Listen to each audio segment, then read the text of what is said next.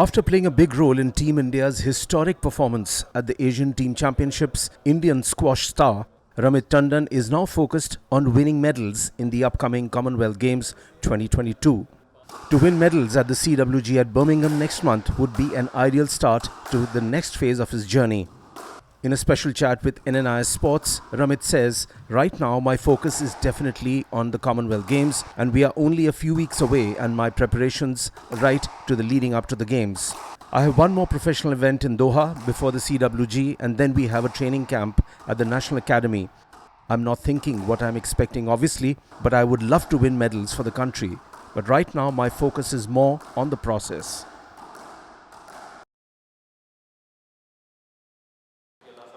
Yeah, I mean, the World Championship was all right.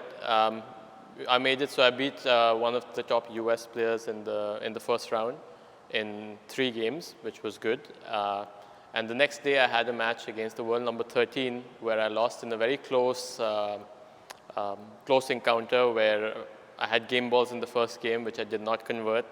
I won the second, and we had a very close third and fourth game where I definitely had my chances. So I look at it 2 ways. Obviously, losing wasn't the result I wanted, but at the same time, competing with someone who's amongst the best players of the world and having opportunities where I could have actually won the match is something I take confidence from. At the same time, the lesson I learned from that is at that level where the difference between the players is not much. With the top players, those chances at that level you can't let go. You know, like that's the difference between winning and losing. You know, like had I not let go of the chances, I would have been the winner. Since he didn't let go of the chances, he was the winner. So yeah, at the end of the tournament, if I'm to summarize it, there was a bit of good and there was a bit of quality in that, which I kind of take confidence from. There were a few lessons in there as well, which I'm learning, and hopefully that experience is going to help me in my upcoming events. So far in 22, I haven't really played a lot. I am trying to think about the events I've played. I think I have played around 3 events, maybe 2 or 3 events. So far, yeah. I still feel there are areas in the game which I can improve upon, which I'm working on. In general, in terms of the ranking and stuff, I think the last few tournaments is definitely going to help me climb up the rankings. But obviously, like, I'm definitely not satisfied with those events. You know, I still feel there is more that I could do or more I can bring out on the court. And from that standpoint, I don't think an athlete will ever tell you he's happy with where he stands. There's always a next level that I'm looking towards. But I would not say the tournaments went badly either. So I'm in between on that, yeah. I mean, see, as an athlete, you learn not to expect, right? I mean, the expectation and vision on what is going to happen is more of a result-oriented mindset, which is good for analysts, spectators, journalists to kind of look at the data, look at the historic performances, and gauge what could happen. As an athlete, the minute you start thinking of the result, it eats out of the process, and you're not going to be able to perform to the level. Right now, my focus is definitely on, I think we are a few weeks away, as you just mentioned, on getting my preparation right leading up to the Games. I have one more professional event in Doha before I head to the Commonwealth Games.